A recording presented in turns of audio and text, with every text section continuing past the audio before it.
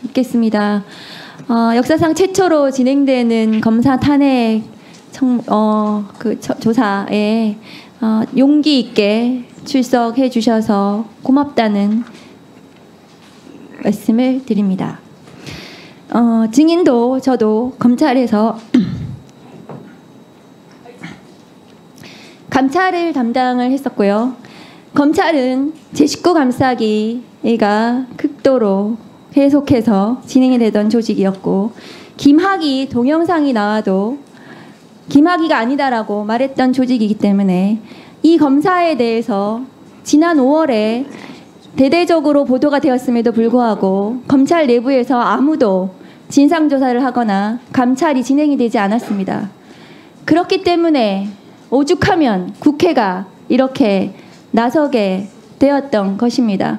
그리고 아까도 말씀드렸다시피 그 내용은 이것이 인정이 될 경우에는 파면에 이를 정도로 중대한 비위에 해당을 합니다. 그리고 위증 교사를 당했다는 증인의 직접 녹취가 나온 상태입니다. 그 증인이 어떻게 허언증일까요? 왜 윤석열 검찰에 유리한 윤석열 검찰과 이해를 같이 하는 사람들은 이종호도 허언증이고 장시호도 허언증입니까? 모두가 그렇게 허언증입니까? 임은정 증인께 묻겠습니다. 검사 인사 규정을 좀 올려주시죠. 검사의 인사 규정을 보시면 검사는 수도권과 지방을 교류하도록 검사를 전보시키도록 규정되어 있습니다. 증인과 김영철 검사의 프로필을 올려주십시오.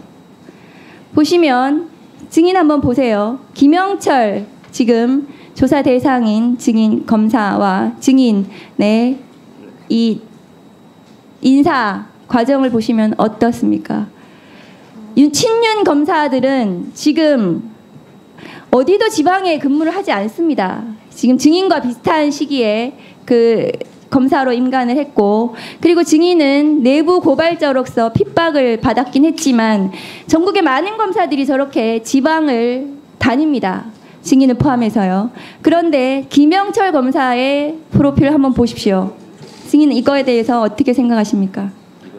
그 윤석열 대통령님 이전에도 잘 나가는 검사들은 서울의 근처에만 뭐 시골에 간다 하면 서울 북부지검에 가던 검사 시절도 뭐 또 노무현 대통령 때 있었다고 제가 들었으니까요. 잘 나가는 검사들은 수도권에만 있고, 그리고 발령이 정식으로 안 나더라도 비공식 파견으로 했던 것은 흔히 있는 일인데, 본인들이 원하는 수사 결과를 내줄 유능한, 저로서는 뭐 사냥개라고 제가 더러는 표현하는데, 유능한 결과를, 내가 원하는 결과를 내어줄 사람들 가까이 쓰는 것은 검찰에서 여기 계신 검찰 출신들 다 많이 보셨지 않습니까? 우리 박근택 의원님이나 이성윤 의원님도 다 검찰국장 출신이시니까 그런 사람들이 좋은 복무평정, 내 원하는 대로 수사 결과를 내준 사람들한테 S나 A 뭐 가장 좋은 평정을 주면서 요직만 다니는 것은 검찰의 많은 병폐, 검찰이 그 악순환인데요. 그 좋은 사람들이 오히려 튕겨나가고 원하는 수사를 내주는 사냥개와 같은 사람을 출세하는 것은 검찰의 개혁의 원인이 되었던 오랜 병폐인데, 네, 그런 사례라고 생각합니다.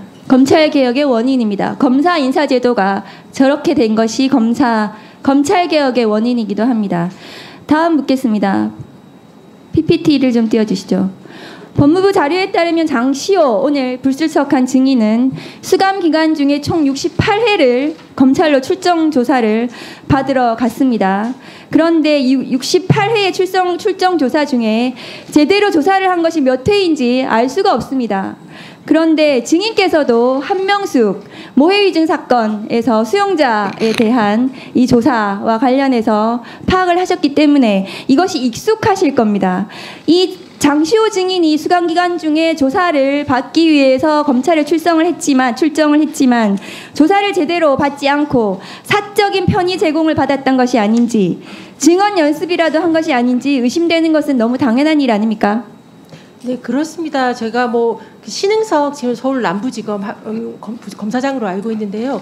그분에서 2010년 12월 음성 녹음되어 있던 걸 제가 그때 감찰 조사하면 직접 들었었는데 한만호 씨가 법정에서 사실은 그 한명숙한테 돈을 주지 않았고 검찰에서 뭐 회유가 있었다라는 거 증언을 했을 때 구치소에 찾아가서 내가 협박했냐 이런 것에 대해서 증거를 남기시려고 본인이 직접 녹음하셨었는데 하는 과정에서 했던 말씀이 제가 정성이 부족하여서 한만호 사장님께서 마음을 바꾸신 것 같다라고 안타까워하더라고요. 그러니까 수시로 불러내어서 편의점 가족을 만나게 한다거나 아니면 마음이 좀 많이 울적하시면 특급 그 간식이죠. 초밥 같은 걸 준다거나 순대 떡볶이를 주면서 정성을 다했는데 왜 그렇게 변심하셨는지 신흥석 검사장이 한탄하는 것을 제가 음성을 들었었으니까요. 그런 식으로 회유하거나 경우에 따라서 협박, 예컨대 제보자 H라고 하는 한 모 씨 경우에는 협조를 검찰에서 엄희준 검사가 협조를 안 하니까 가족관계 증명서를 먼저 확인해서 가족관계 주민등록 등초본 확인해서 가족관계를 확인한 다음 가족을 불러서 협박을 했다는 것이 그런 뭐 공문으로도 확인된 부분이니까요. 네, 김영철 검사는 이 장시호 씨가 법정 구속된 12월 6일 당일날부터 증언을 한 12월 11일까지 그 출정 기록이 없기 때문에 증언 연습을 시킨 적이 없다고 얘기를 하는데 지금 다음 걸 보시면은 장시호 증인이 법정 구속된 날 보시면 다음 거 보시면 이재용 피고인도 법정에 출석했습니다. 그렇다면 이 두 사람은 장시호도 법정 구속이 되어 있고 피고인 이재용도 법정에 나와 있는 이 상태에서 검사실에 가서 당시에 증언 연습을 했을 것이라는 추정이 가능합니다. 이것은 출정 기록이 당연히 없죠. 12월 6일 날 법정 구속이 됐기 때문입니다. 그날 검사실에 가서 두 사람이 증언 연습을 했을 가능성이 있습니다. 장시호 증언을 녹취를 한번 틀어주시죠. 꼭 1년 6개월 받을 거라고 했어. 그래서 그대로 갈 거라고 했어. 형량 그대로. 산 그대로. 1년 6개월, 집행유예 2년이 될 거라고. 자기가 그거 나한테 얘기했어. 구형이 1년 6월이라고. 구형 1년 6개월인 거 알고 갔어. 그래서 1년 6월에 집행유예 2년이 붙을 거라고. 그랬는데 2년 6개월 엎어치게 된 거야. 그러니까 김수차도 거기서 붕찐 거야. 그리고 그날 불렀어. 저녁 때. 야간으로. 괜찮냐고.